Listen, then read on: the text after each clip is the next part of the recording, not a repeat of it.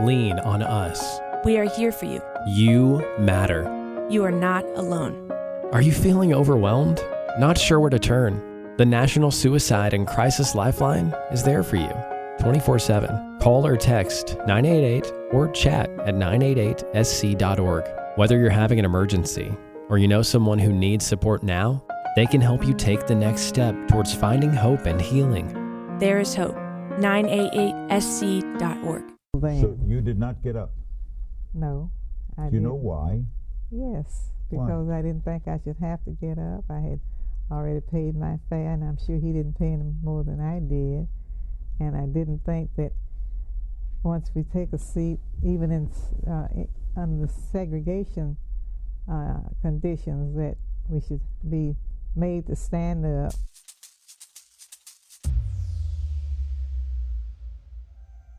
Welcome to Bite Size Bios. This is meant to be a mini-sode that will accompany HDTH.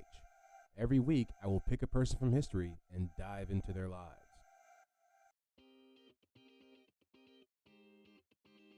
All right, welcome back to another episode of Bite Size Bios, BSB. Got number 43 coming at you today. We're going to talk about Rosa Parks, Miss Parks, and what happened before and after she chose to not give up that seat.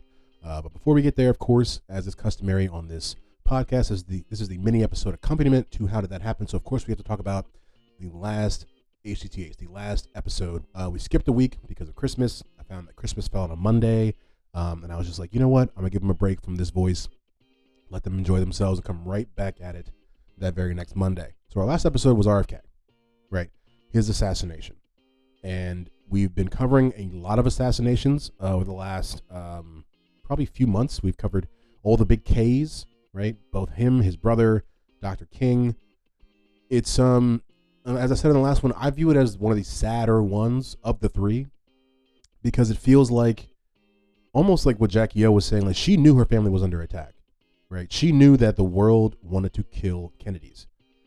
You would think that RFK would know the same thing, or maybe he just didn't care. Maybe he was just, he was like, the world needs this democracy. Y'all gonna get this justice. It did not go well for him. And so what has become customary on these mini episode accompaniments is to talk about the movies that go with this subject matter. And like I mentioned before, I love the Kennedy. I love reading about the Kennedys. I like just finding out all the different conspiracies about them. But I have not seen many of the movies that surround the Kennedys. Specifically, I haven't seen Jackie, which I'm going to mention to you guys. I believe that's Natalie Portman is in that. There's a movie called Killing Kennedy I want to check out. Bobby Kennedy for President, 13 Days, and a movie called Missiles. There's Missiles. However you feel like pronouncing it right now, that's what that is. I have not seen any of those, and they are all on my list. And if we were to recap the last episode, anything that the important parts is that, of course, our man RFK is in California for the presidential primary, wins California and I think South Dakota. And while he's trying to move to the next press conference, because as we stated, this man just can't get enough of the press, he gets gunned down by a man named Sirhan, which if you listen to the last episode, we weren't sure if it's Sirhan, just one maybe, but it's Sirhan, in my opinion. We find out about him. He's still alive, still getting denied parole by Gavin Newsom every couple years. And yet another similarity that comes with these assassinations is that basically none of the children or family involved in either MLK, JFK, RFK's murder believe the people that were put in jail for it actually did it. None of them believe that. Dr. King's family does not believe that James Earl Ray actually killed their father, or whatever relationship he is to them. You know what I mean? Even RFK didn't believe that Lee Harvey Oswald killed JFK. The moment it happened, he didn't believe that it happened. He literally thought the CIA had already done it. RFK Jr., the man who's running for president right now, who you can barely understand what he's saying, he doesn't believe that his father was killed by Sirhan.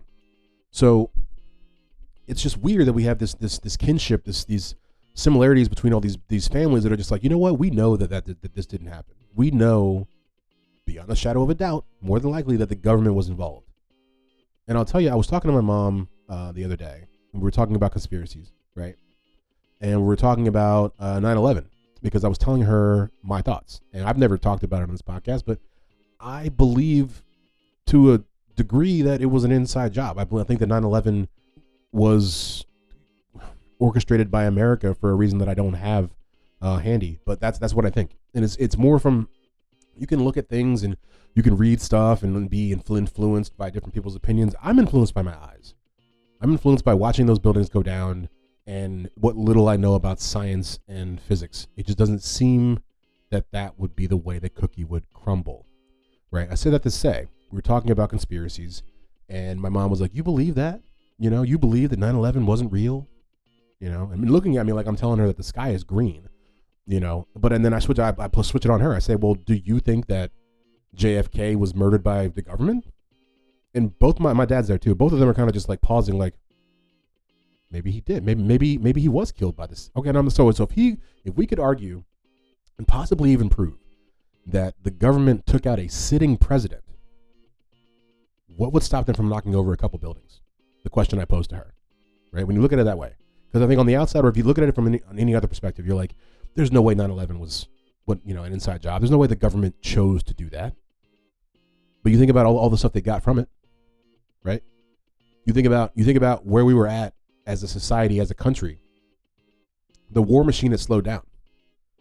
The war machine had slowed down. As someone who grew up during that time, and before and after, I can clearly remember when the movies that you're watching, that the bad guys used to be like Eastern European dudes, right? A lot of leather jackets and bowl cuts, right? A lot of dudes from like Serbia or whatever, right? Then after 9/11, everything switches to Muslims. Everything is hijabs and all this stuff, and like the bad guys are now Muslim people. My point being, before 9/11, at this time in America, in geopolitics, if you will, we didn't really have an enemy. We had people that didn't like us. China was still China, you know, North Korea was still North Korea. You know, the Middle East was not our friend, right? But we didn't have a full-on focused enemy. And once we did 9/11, look who we got now, right? Look who we can focus our hate on. Look who we can have as our target when we're making these billion-dollar bombs, right? Because if you don't have a reason to build the billion-dollar bombs, you probably don't build them. And the people that build them don't get the $1 billion. So they got to find a reason for, you need the bombs. So I just say, I don't know, it blew my mind that people could make a connection to one thing and not the other. Because I do believe that JFK was killed by the CIA. And like I said in the last episode, as you find with all of these assassinations, there's always some random CIA guys just hanging out, just on the prowl, just randomly where they shouldn't be. And I don't think it's a coincidence. But yeah, I don't know if there's much else to say about the last episode specifically. The biggest thing that I found the most entertaining and interesting was that Saran was so small that he made a living as a jockey. Now, you do have to know how small horse jockeys are to think about it. And then when you talk about trying to understand where he was in relation to the senator when he was pulling the trigger, he was standing on a pile of meal trays because he's so small. Like, it gets left out. I spared you guys the trajectory BS and all the little reblockings of how this assassination could have happened. It's not that interesting. It's on YouTube. Find it. It's not that interesting. But what is interesting is that this man was so small that he had to have a step stool to commit an assassination. That's hilarious. But yeah, we're going to talk about Rosa Parks today. We're going to get into that. I'll be honest with you guys. I had some trouble with myself trying to figure out how to make this a palatable episode, not specifically because of her or whatever she is. I'm trying to find the through line to make it interesting for you guys, to make it worth listening. Because, I mean, we all know the bullet points. Alabama, middle-aged older black woman. She's tired, doesn't want to get up. White guy's like, get up. She doesn't. So on and so forth with the history. You guys know that, right? I know that. We know that.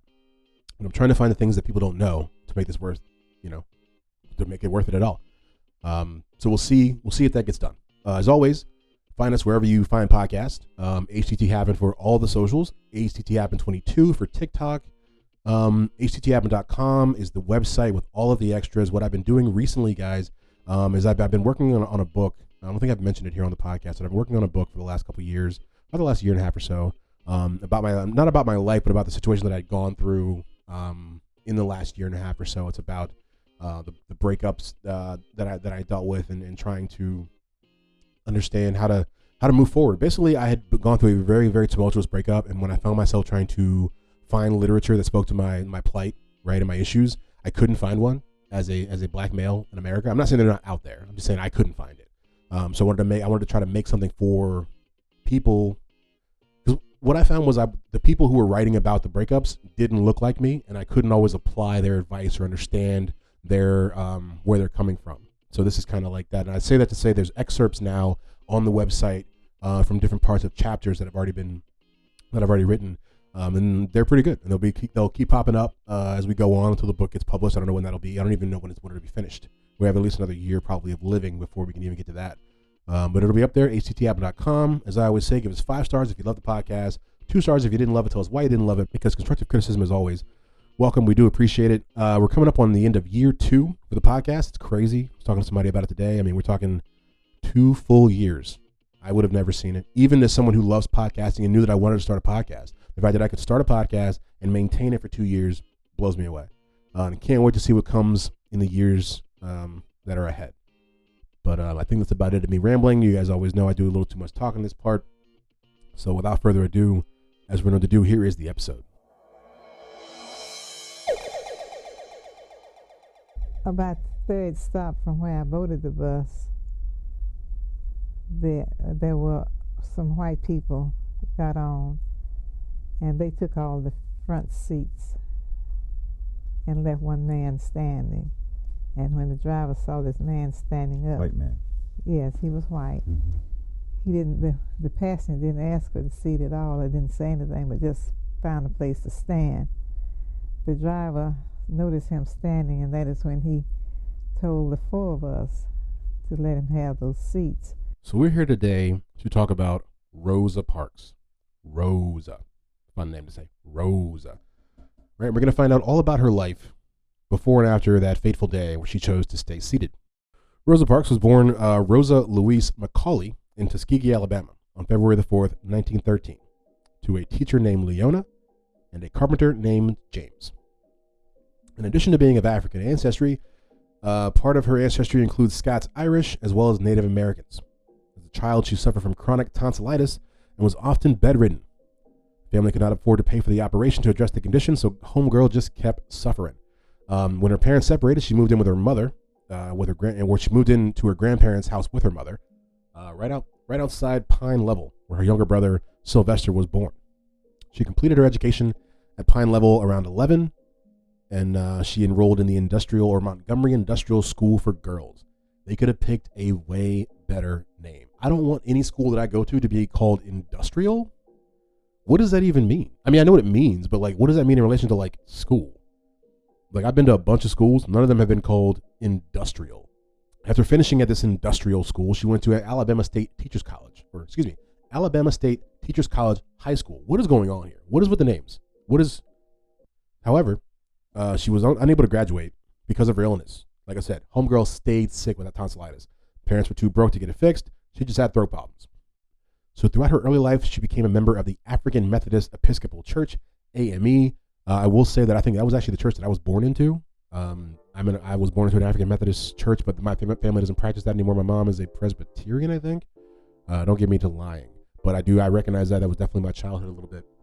And of course, the AME is a century-old independent black denomination that was founded by free blacks in Philadelphia, Pennsylvania. So when she finally graduated, when she finally got those throat problems together, right? And she got out of high school. She graduated in 34.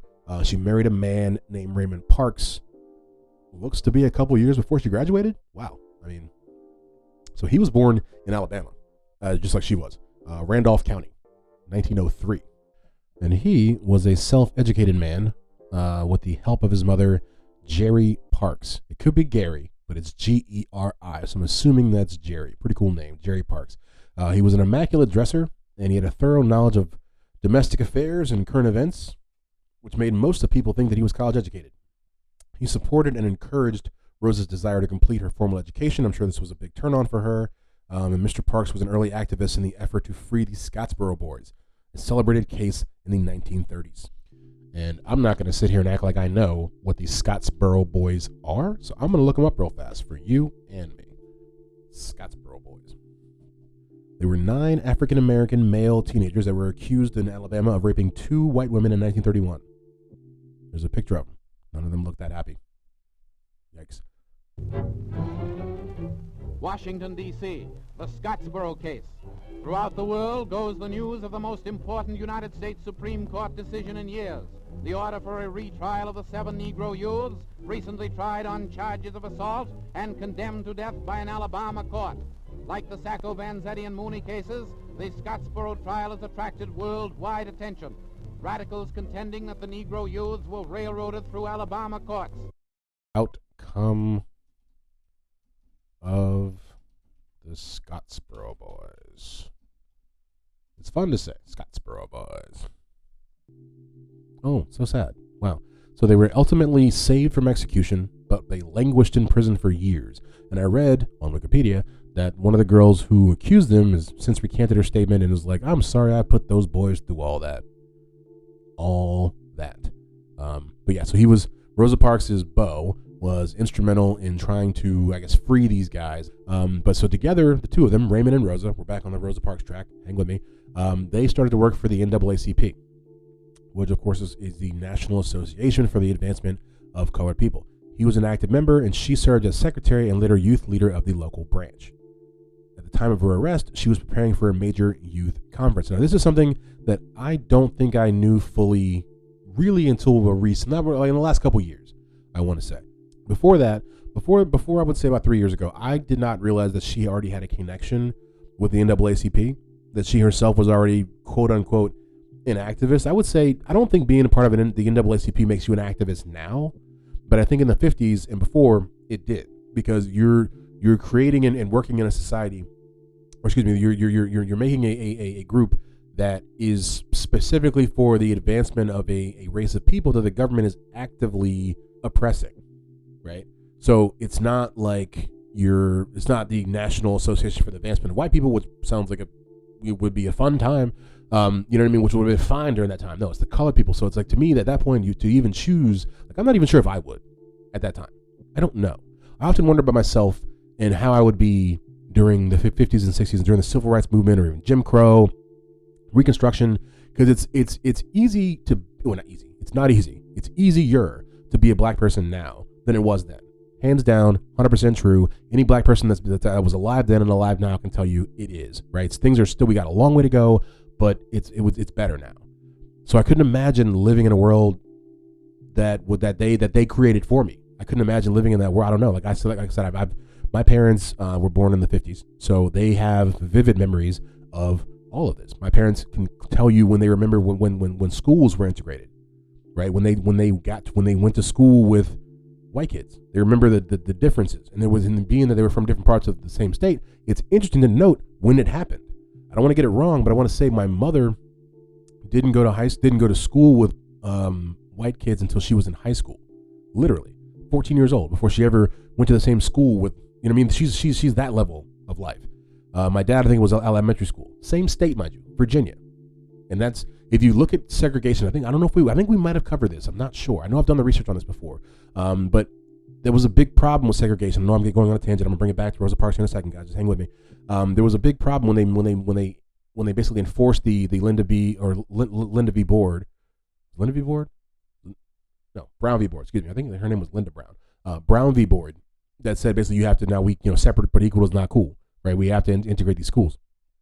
You would think that would actually just happen, right? Didn't happen. Across the board, it really didn't happen. And what ended up happening is the president, I think even Nixon, had to end up enforcing it and saying, we're not going to give you federal funding unless you actually create these integrated schools. I say that to say about my point of my parents, same state, 7 years difference of when they actually got integrated, right? But go back to Rosa Parks, right? So she was in the NAACP, active member, before even she ever decided not to get up out of her seat.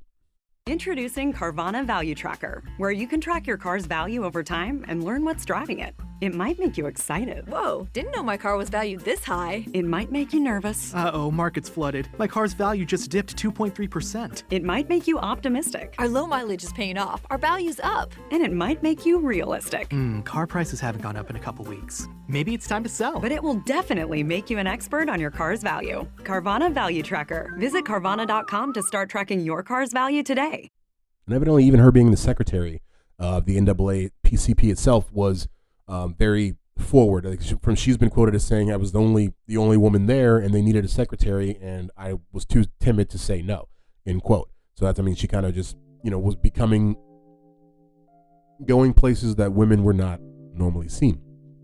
So like I said, she was very instrumental in a lot of things up until this point, up until the point of the actual bus incident in the 40s. She had dealt with a lot of different civil rights and equal justice things. She created this thing called the Committee for Equal Justice, which happened after the gang rape of Breonna Taylor, who was a black woman from Abbeville, Alabama. She continued to work on anti-rape, or as an anti-rape activist for years.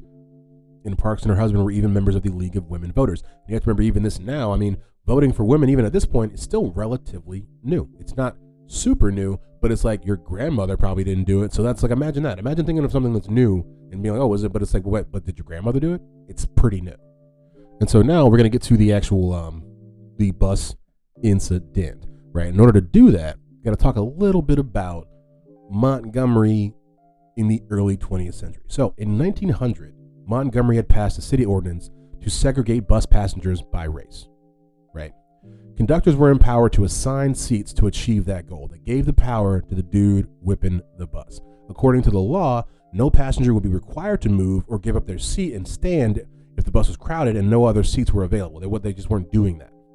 Over time, of course, because time dictates things more than the actual, laws in certain cases. We see with a lot of things.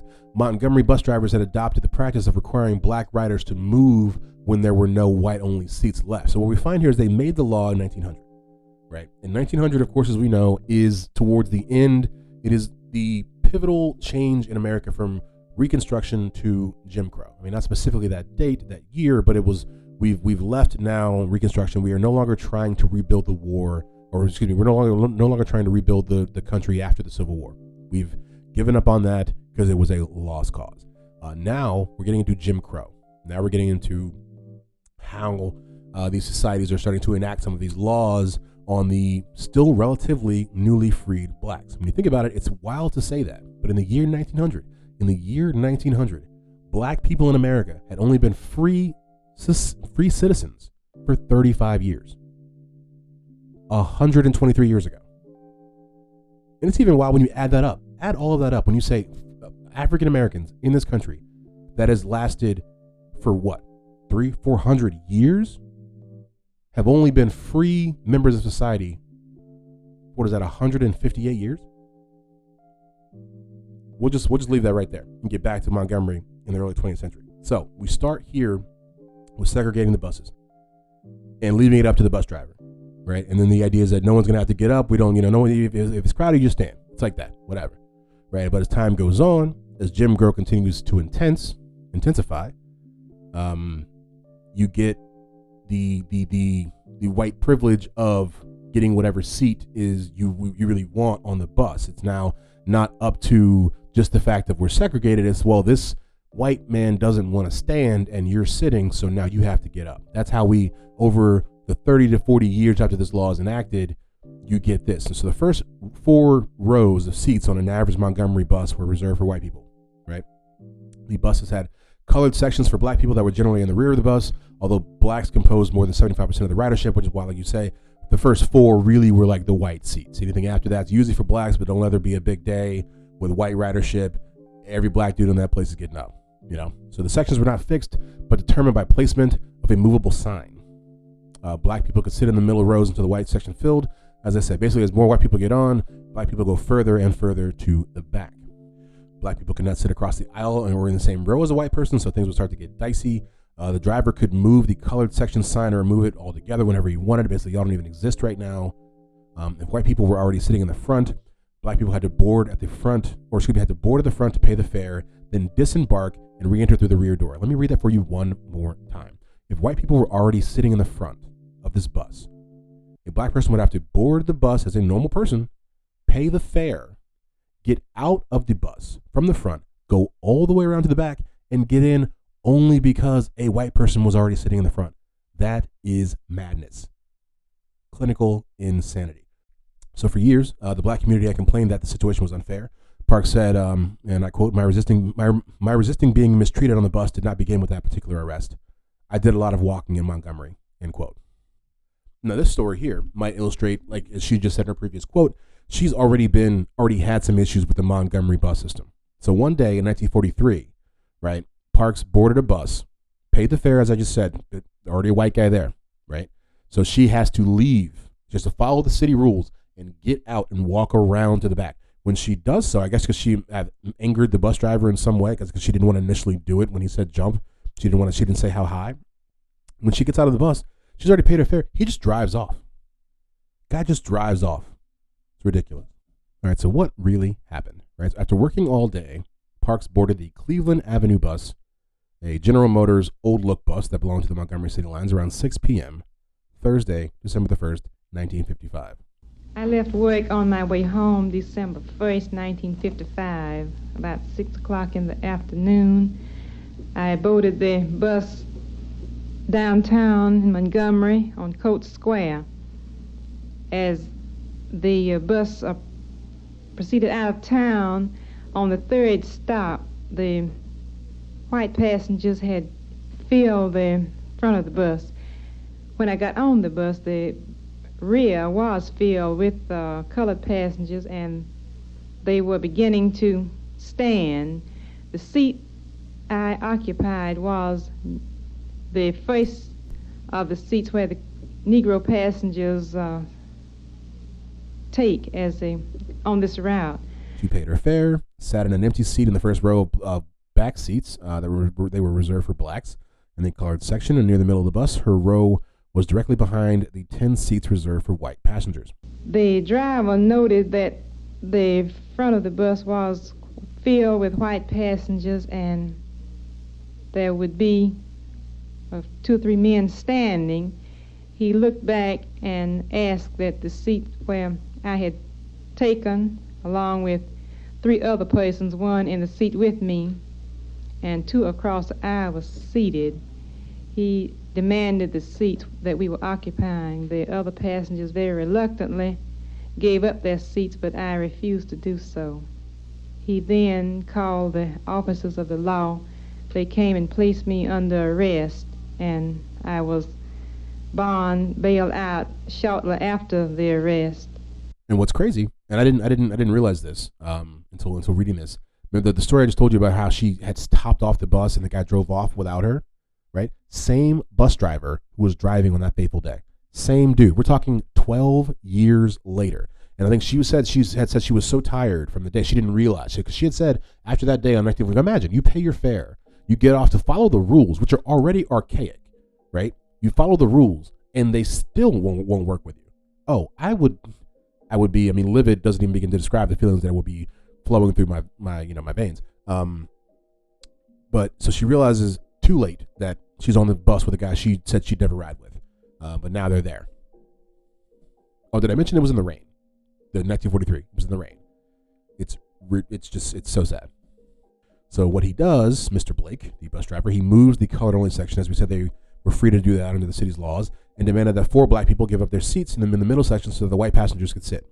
Years later, when Rosa Parks was recalling the situation, she was quoted as saying, "When that driver stepped back towards us, when he waved his hand and ordered us up and out of our seats, I felt a determination cover my body like a quilt on a winter night." End quote. 3 people got up, did what he asked, except for her. She wouldn't budge. She moved, actually, I'd stand corrected. She moved, but towards the window seat. This is not what Mr. Blake wanted. She once again was quoted as saying, I thought of Emmett Till, a 14-year-old African-American who was lynched in Mississippi that same year after being accused of offending a white woman in her family's grocery store. Those killers were tried and acquitted. I just couldn't go back, she says. Couldn't go backwards. We were trying to make this progress forward. And so Mr. Blake says, why don't you stand up? Parks responds, I don't think I should have to stand up. And so Blake called the police. And that's where you get the infamous mugshot of Rosa Parks, with a little card up there with a little inmate number. I want to make very certain that it is understood that I had not taken a seat in the white section, as has been reported in many cases. The seat where I occupied, we were in the custom of taking this seat on the way home, even though at times on this same bus route we occupied the same seat with white standing if their space had been taken up, the seats had been taken up. She was actually charged initially with the violation of Chapter 6, Section 11 of the segregation law of the Montgomery City Code. But yeah, I mean, and that led to the Montgomery bus boycott, which of course was instrumental in promoting who we've already talked about, MLK. It's funny how all this stuff goes together. Is because, you know, if you know, I don't know if it's 55, but it's right around that same time. I think it was 54 actually, was the year he had moved to Alabama after finishing all of his college. If you listen to the podcast, man went to 3 different states for 3 different degrees, got them all. Then he started at a church in Alabama. And once he heard about this, he kind of orchestrated not the entire boycott, but kind of became one of the instrumental figures to use it as a platform. And of course, after her arrest and all this goes down in the 60s, she's a icon, a civil rights icon. I didn't realize she moved to Hampton, Virginia. I'm from Virginia Beach, Virginia, so I'm from it's Hampton Roads. I didn't realize that in 57, after all of this, she moved to Hampton, Virginia because she was unable to find work in Alabama. And she actually ended up working as a hostess at an inn at Hampton University. And like I said, I mean, she would go on to become an icon, definitely a civil rights icon, you know, an icon of America. She would live until, I think, 2005. Lost her husband in 77 to throat cancer, I want to say. Lost her brother the same year. So I think 77 was a tough year for her. But she created foundations, you know, to help children. She was given the Presidential Medal of Freedom, I think in 1996, 97, by President Clinton. And now let me preface what I'm about to say with, I think she's a great woman, and I think that she did wondrous things for our society. Now I'll say what I'm going to say. What is the point of the Presidential Medal of Freedom? Now, you know what I mean? Then hear me out. Like, the Medal of Honor I get. The Medal of Honor makes so much sense, right? The Pulitzer Prize, it makes sense, right? The Nobel Peace Prize also makes sense. But who cares about, because what do you do with that? Do you put that on your resume? Does that somehow elevate you in life? The Presidential Medal of Freedom? I don't know. I would rather have a Medal of Honor. I'm never going to have one. But like, that to me, that's a dope prize to get. Like, your country was like, yo, you're like one of the baddest dudes out there, bro. And like, this is for you. What's messed up, not messed up, but what kind of sucks is the posthumous ones. Because like the dudes that went out just not knowing they ever got it, which I guess is the whole point. I don't know. That's probably why I don't have one, because I'm just waiting to be given one. But yeah, so she did a lot. Did quite a bit. Died in 2005. She was the first woman to lie in state at the Rotunda. I believe now RBG also had that honor. I think so. We're not even going to fact check that. We're just going to say your boy's right. But yeah, I mean, so that was Rosa Parks.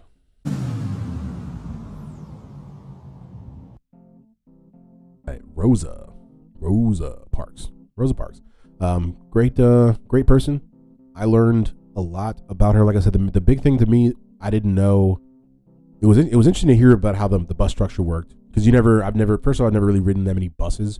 I've ridden a couple Greyhounds, but I've never really done like public transportation specifically, like that. I've ridden a bus once, but so I know how they work. I don't understand how the modern ones work, but the idea of how a 1950s era racially segregated bus could work is it's a crazy idea. Like we talk about, you know, when she was, you know, put out on the bus, or when she was following the rules in 1943 with the same guy who would actually get her arrested, Mr. Blake. She was left in the rain. It's just, I don't know. It's that this was the way our world was working is wild to me. It's hard to comprehend. And like I was watching something that said, I mean, I think it was Maya Angelou that said, I mean, if she had gotten up that day, I mean, who knows? You know, if it had been somebody else at some point, but we'd be living in a different world. You know, I mean, she was found guilty of her charge of not getting up. You know, and of course we continue to progress. And I mean, with that comes the bus boycott that then leads to things, and we get the Voting Rights Act, and then the next decade we get the Civil Rights, you know, bill that gets pushed through by LBJ. I mean, things move forward, right? But you need those catalysts. You need the people who push the needle, and she was. And so you have to give her props for that, because like I said, talking about, for me, like if I was to go back, I don't know. I would like they said, 3 people got up. Dudes got up. Like I think it was like 3 dudes and her. All of them got up, and she was like, "I'm not doing that. Nah, G, not today. I'm tired." And it was December. It was probably cold. Probably not. It was December 1st. but weather was different back then. She was like, I'm not doing it. And I think that with the specific thing that she was said to have said when he asked her, like, she was like, I don't think I should have to get up. Not even it's like saying no. It's just like literally like this, this is wrong. And there's no real reason that I should have to get up, which is such a real thing, such a real response to have. I don't think I should have to get up. It's such a something that you would say when you're fed up that you don't even maybe don't even know what you're gonna say. Your brain is just speaking for you. It's like, no, I'm not doing that. But yeah, so great person. Hope it was a good episode. Hope you guys learned something. Give us 5 stars wherever you find this. 2 stars if you didn't like it too much. Tell us why, because constructive criticism is always welcome. HTTadmin.com for everything, all the extras. Like I said, you'll find the excerpts from the new book that'll be coming out probably next year, probably more like 2025.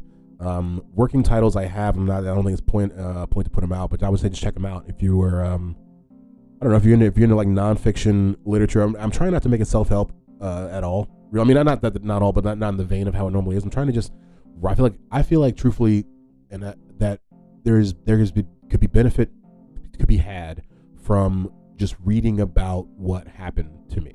That's what I think. That may be a vain, maybe a biased way of looking at it, but I don't know. I feel like just to know that, for people to know they're not alone is the point of that. Not that it's supposed to be something greater to be marveled at. It's just to know that there are people out there, because I find solace in knowing that there's people out there who are facing the same issues that I am. So yeah, I would definitely check that out. Like I said, at HTT Happens, all the socials. HTT Happens 22 for the TikTok, and yeah, I don't think there's much else to get into before we get out of here. So thank you guys for pressing play, and we'll see you next week with the next How Did That Happen? Oh, and one more thing. I wanted to play you guys out with just kind of a where are they now with the Scottsboro boys, because it's in some parts it's good, in some parts it's sad. It's a very sad story that we kind of glossed over in the podcast. These guys were basically accused of assaulting these 2 white women. It turns out they didn't do it, and it ended up changing the idea of how juries are structured throughout America based on the Supreme Court decision. But what I'm going to play for you now is just kind of what happened to them after they were released from prison. Willie Roberson, pardoned July 24, 1937, after serving 6 years in prison, sought and achieved complete anonymity. Eugene Williams, pardoned July 24, 1937, after serving 6 years in prison, successfully established a new identity and disappeared from the public eye. Olin Montgomery, pardoned July 24, 1937, after serving 6 years in prison, repeatedly arrested drunk and disorderly, settled in Georgia, 1944. Leroy Wright, pardoned July 24, 1937, after serving 6 years in prison. Excellent adjustment. Then murdered his wife and committed suicide, September 1959. Charlie Weems, paroled November 7, 1943, served 12 years in prison, dropped quickly into obscurity. Clarence Norris, paroled December 1946, served 15 years in prison, changed identity, and disappeared.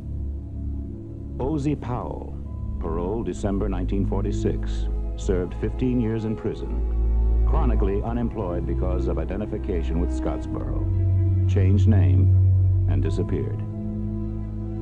Haywood Patterson, escaped July 1948, served 17 years.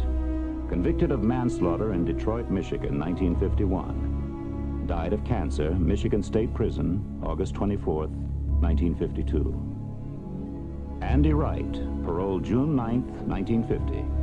Served 19 years in prison, July 11, 1951, charged with raping a 13-year-old Albany, New York girl. Charge proved false, changed identity, and disappeared. Welcome to the Agri-Hood. Carnes Crossroads is a new home community with a farm-to-table lifestyle. Just outside of Charleston, here, community is defined by gathering together and our deep connection to nature. Learn more at carnescrossroads.com. For the ones who get it done, the most important part is the one you need now. And the best partner is the one who can deliver. That's why millions of maintenance and repair pros trust Grainger, because we have professional-grade supplies for every industry, even hard-to-find products. And we have same-day pickup and next-day delivery on most orders. But most importantly, we have an unwavering commitment to help keep you up and running. Call, click Grainger.com, or just stop by. Grainger, for the ones who get it done.